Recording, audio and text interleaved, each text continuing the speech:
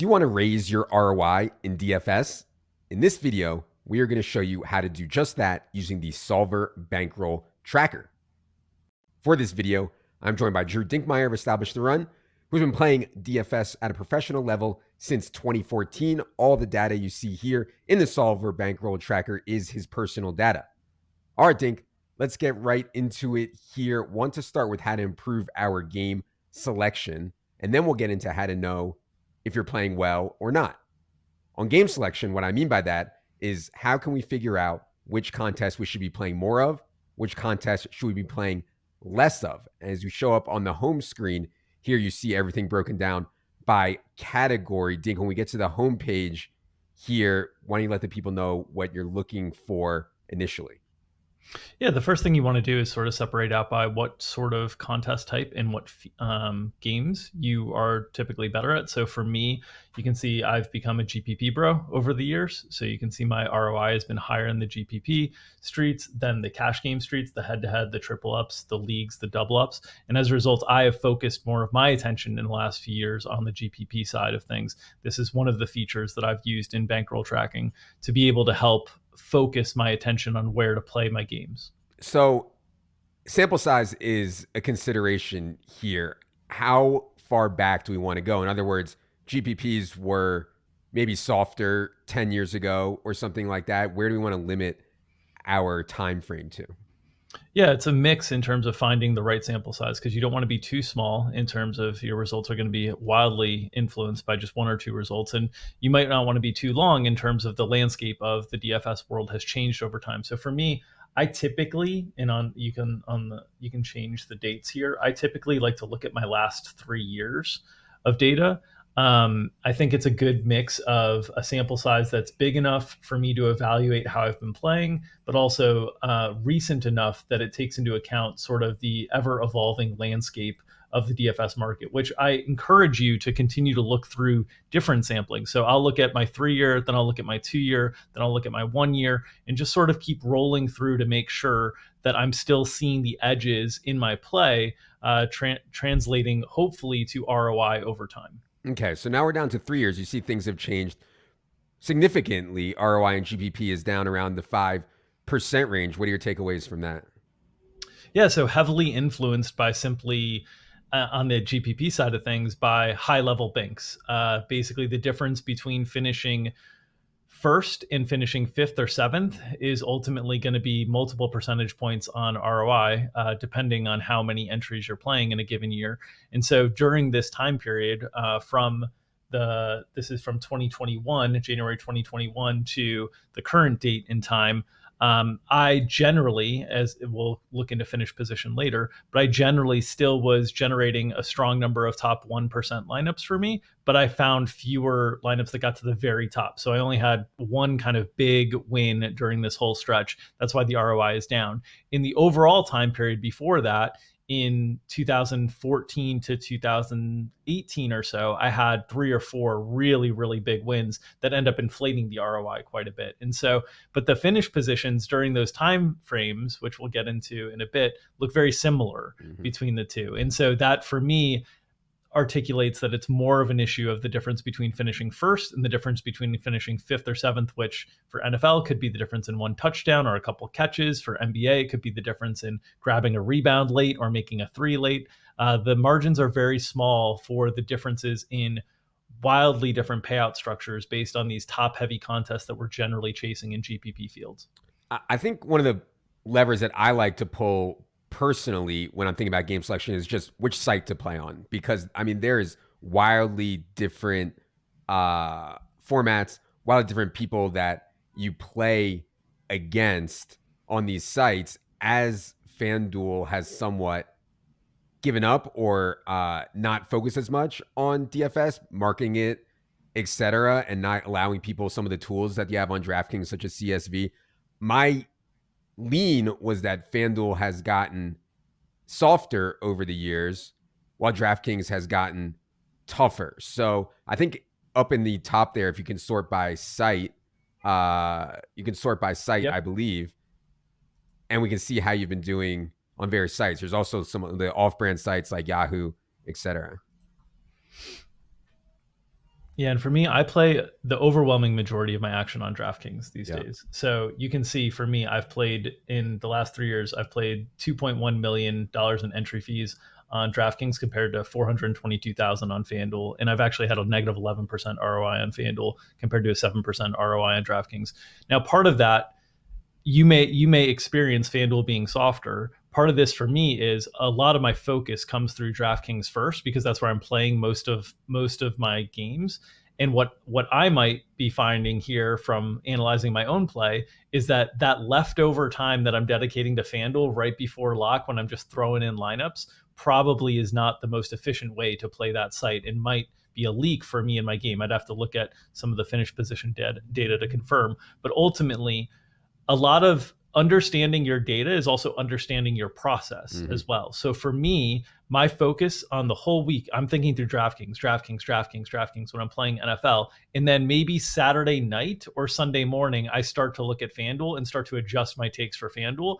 And that might not be enough attention that I'm putting into those contests to be able to play them at a high level. Yeah, I think for most people, focusing on one site is right. I know for me, it's really hard to focus on both sites. More recently, I've been focusing more on FanDuel, and my results compared to Dinks here would look almost flipped, where my results are way far better on FanDuel. But I think this is an interesting thing to look at and to think about which site am I more comfortable on, which site do I do better on, and try to focus on one site. As we keep going here, I think by sport is an interesting one. So when we're sorting by sport here, Dink, how acute do we want to be on making conclusions that, well, I'm dusted in golf, I'm down 15% right now, let's just give up? Yeah, I think you want to again, and we'll look into the finish position, but you really want to evaluate everything through the lens of finish position and how much value you're adding above the field in those instances before you take a look at the results. Because I've had years for myself across all sports where I've been able to have finish positions that look identical between 2 different years, and one year was plus 20% and one year was minus 7%.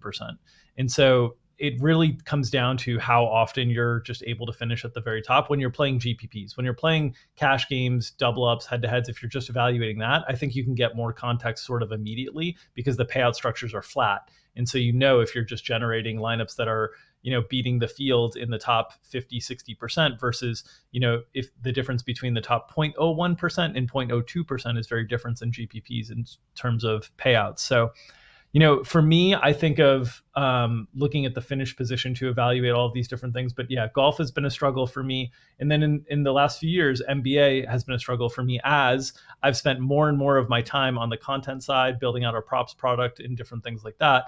My attention on my own play has taken a back seat, and that's hurt my results in NBA. So I've had to scale down my play in NBA as a result of dedicating time to the content side of things. For sure. And yeah, I would really encourage people to look at this screen and think about what sports you're playing and what sports you're playing well. I want to be clear that Dink is mostly playing large field tournaments over the last 3 years, and it's very large field stuff. I think we can sort by prize pool. And so if you go down there on the bottom left there, prize pool, you can set, hey, listen, when Dink is playing $1 million plus stuff, things that have these huge buy-ins, huge number of entries, you're going to have to basically win to get there.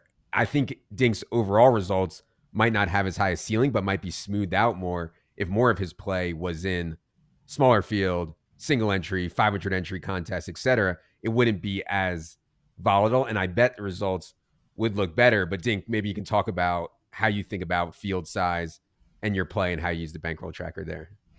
Yeah, so I think what I try to do is really examine if I'm continuing to create an edge in MME versus if I'm continuing to create an edge in like hand build lineups, because I do both and I spend time thinking through both. I have more time in sports like NFL that I have a full week to sort of evaluate compared to NBA where you have just the day of to evaluate, or sports like WNBA that I play where I'm playing against not publicly available projections. My projections aren't publicly available, so I'm able to play and like really think through those. I'm not doing content during the WNBA season, so really I think through it of how much time am I able to dedicate and think through the way that I'm playing, and then when I'm really focused on my approach, I'm evaluating that through the bankroll tracker. So for me on the NFL side, I'm evaluating these very large field contests, and then I'm evaluating also contests where I hand build. And so for me, the hand build contests would be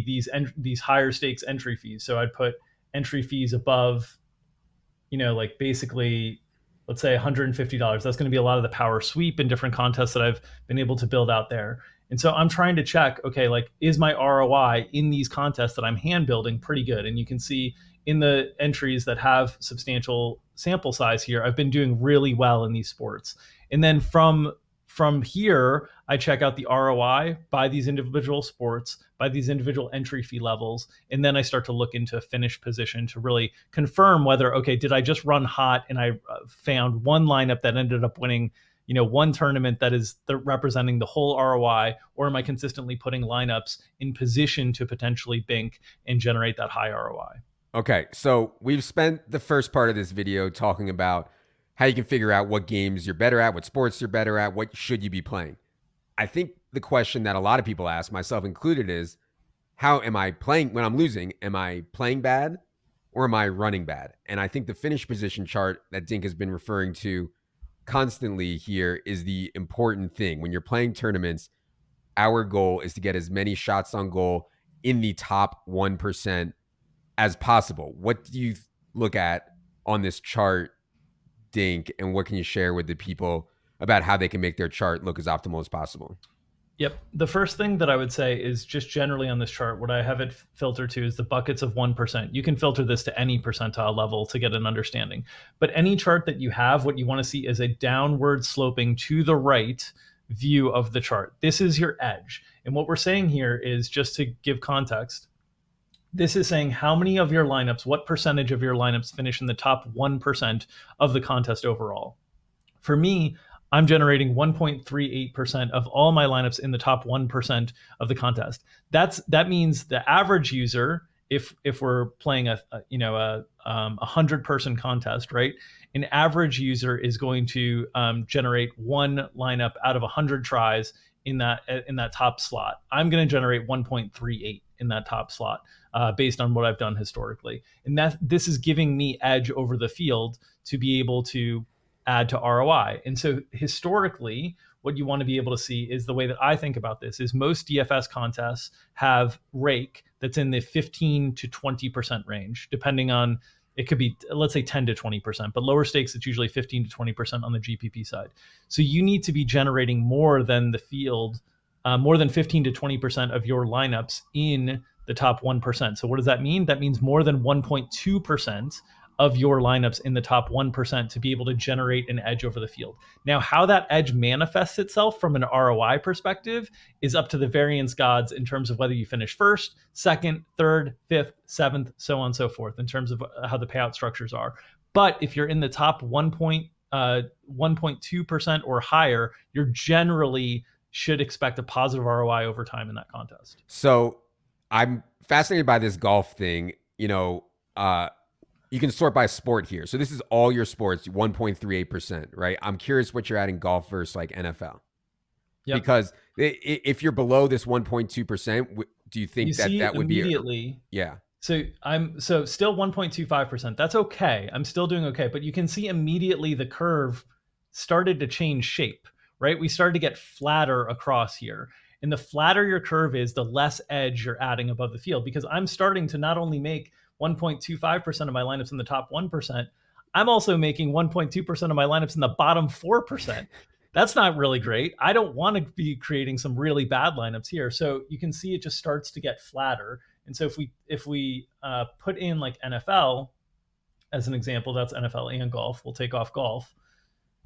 With NFL, you'll see 1.2%, but you'll see this like real spike here of 1.5% in the top 13%, but you'll see general flattening over. And the reason we were doing all sports is because you get bigger sample sizes with the last 3 years to kind of see that curve as a whole. But generally what you want to see, and then, I'll show a really high edge sport. Like let's show WNBA for me, which is my highest edge sport. You'll see really strong downward sloping curve here, right? And you'll see 1.6% of entries in the top 1%, 1.6% in the top 2%, 1.9% in the top 3%. With numbers like that, it's really hard to lose over time. And this is a high edge sport with WNBA, but you can kind of see as the sports go where you're generating your edge. And the general rule of thumb is if you're above the 1.2% mark for top 1%, but generally you want to see that for like the top, 4 to 5 to 10% of categories, then you're going to add edge in ROI historically over time. The variance might still result in a down year. It still could result in a down year, even with really good finish positions. But generally, that's when you're adding value. And when you get below that threshold, you're starting to lose value. And when you get below 1, if you're down here in the 0.9 range, you're likely burning money. If you have positive ROI with like a 0.9% top 1% finish position, you are likely losing money long term and just ran hot to get a lineup in the that banked. Yeah. So sometimes when I'm losing, I'll go to this page and say, hey, I've been losing for the last month, 2 months, 3 months. How many of my lineups are finishing in the top 1%? If it's still good here, like Dink talked about, then okay, I'll keep playing. If not, maybe I need to make some changes. And I think that's an important thing. Sample size is an issue here, right? And people ask me all the time, is it harder at the 1K level versus the $20 level? And there are ways to quantify this. The problem is that there aren't that many high stakes GPPs that you get a shot at each year for, say, NFL. And so I'm curious how you think about sample size, Dink. But if we have 20 tournaments, let's say I play 2,500s in a year, that's not really enough to make any conclusions, right? So I'd be real careful. I want people to be real careful when they're using the bankroll tracker here to not try to make conclusions off of really small sample size stuff. The finish position is good on that because it's kind of agnostic of buy-in, right? Like we had it set up on the screen where, hey, we're just trying to get top 1% lineups regardless of field size, regardless of the buy-in. But if you start sorting by buy-in, well, then we start getting some really small samples. So how do you think about that, especially with NFL, which we get a ton of small samples in? Yeah, one of the great things about the finish position charts and the sample size for an MME player is you're getting a lot like one slate is 150 entries if you're max entering, and so you're getting a lot of samples. To compare an MME player to a single entry player, right? The difference on one slate is compared to 150 slates for a single entry player if they're just making one lineup. And so you do want to be thoughtful in terms of understanding. One of the benefits for me of playing MME and playing so many entries is I get to evaluate a sample size a little bit quicker. Just generally though, if you're a hand builder, if you're only playing a few lineups on a given night, I would extend out the sample further. Generally, you want to get into the 1,000 entries before you start drawing severe conclusions. That being said, if in the first couple hundred entries you're seeing, really flat curves or really negative sloping curves sloping up and to the right, those would be really, really bad indicators. Now, if it's only 10 slates or something like that, everybody's going to have a 10 slate sample at some point that you could hand pick out that would look really bad. So you do have to be mindful of kind of understanding sample size, but this is one of the benefits of playing more volume and playing more lineups is you get more to evaluate. All right. Before we get out of here, Dink, anything else on the tracker here you wanted to share with the people? The one thing that I just wanted to highlight was sort of the difference in a winning season and a losing season from a chart perspective, because I think it's fun to sort of see the differences between the two. So if we went to the homepage here and we saw by year my results, you can see that I had a really down year in 2021, and I had a really up year in 2019, I believe it was. So if we looked at finish position for 2021, just for that calendar year, oh, I'm in the seasons, I want dates. You'll see a finish position chart that still looks okay, but it was a really down year for me. I got wiped. And this is what I was able to lean on to help me understand. Like, this was a year that I lost $150,000 in DFS. And I had 1.4% of my lineups in the top 1%, 1.46 in the top 2%, 1.4 in the top 3%. I played well this year.